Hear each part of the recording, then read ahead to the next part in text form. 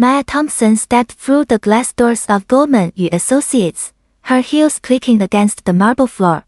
The 42nd floor buzzed with activity, expensive suits rushing past mahogany desks. She adjusted her navy blazer, checking her diamond watch. 3 o'clock sharp. Miss Thompson. A receptionist with bleached hair looked her up and down. Mr. Blake is waiting. Maya followed the woman down a corridor lined with oil paintings.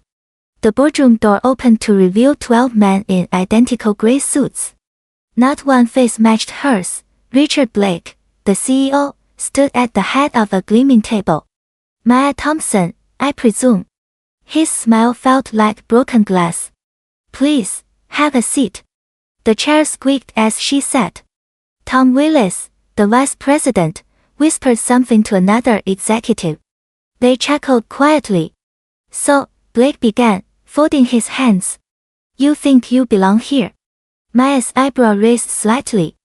This was not the investment meeting she was promised. Listen here, Blake leaned forward, his voice dropping its professional tone. We don't know how you got this meeting, but Goldman Associates doesn't do business with your type. Tom Willis snickered from across the table. Probably used some diversity quota to get in here. Where did you even get your MBA? Community college. Maya's fingers tightened around her briefcase handle, but her face remained stone cold. She memorized every face in the room. 12 names. 12 careers about to end. Gentlemen, she said quietly, I think there's been a misunderstanding. The only misunderstanding, Blake spat, is you thinking you could walk into our firm and demand respect. You people always think you deserve handouts. Willis pressed a button on the conference phone.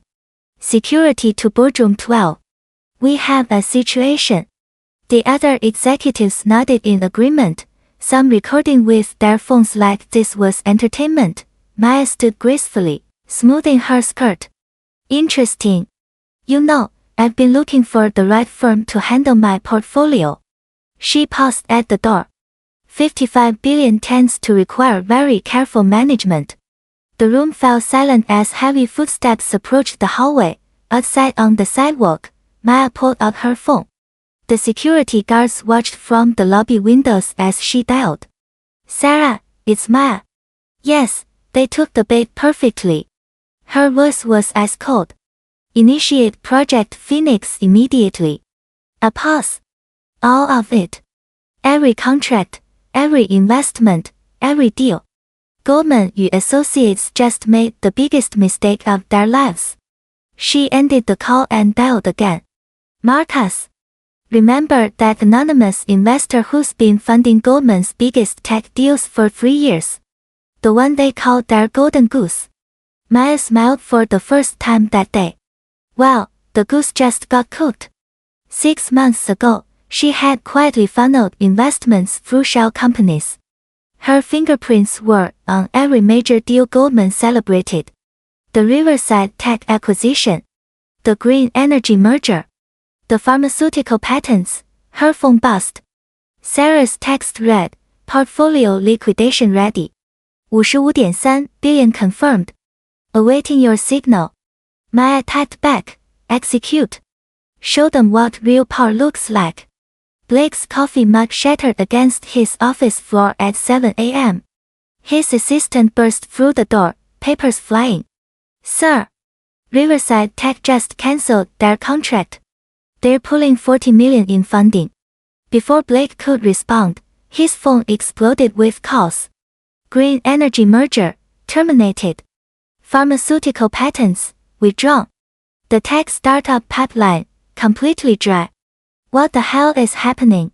Blake screamed into his phone. Tom Willis ran down the hallway, sweat pouring down his face. The stock. Check the stock price.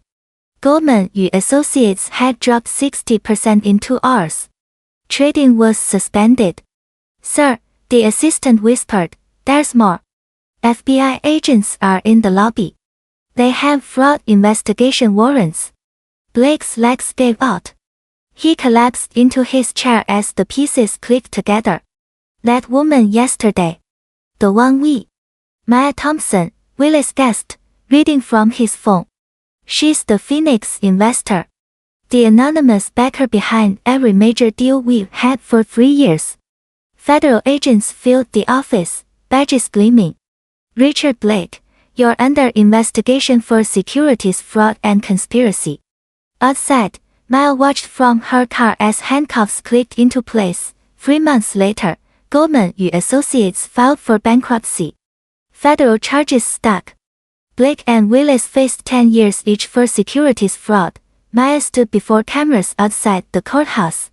Today, I announced the Phoenix Foundation. Our $55 billion will fund minority-owned businesses, scholarships for underrepresented students, and companies committed to true equality. The old Goldman building now houses Thompson Financial, led by Maya's diverse team of executives. The lobby displayed a bronze plaque, "Excellence knows no color." Maya smiled, reading the morning headlines, "Phoenix Investor Transforms Wall Street." Her phone buzzed with messages from young entrepreneurs worldwide. Change was happening, one investment at a time. Justice had spoken, and it spoke loudly.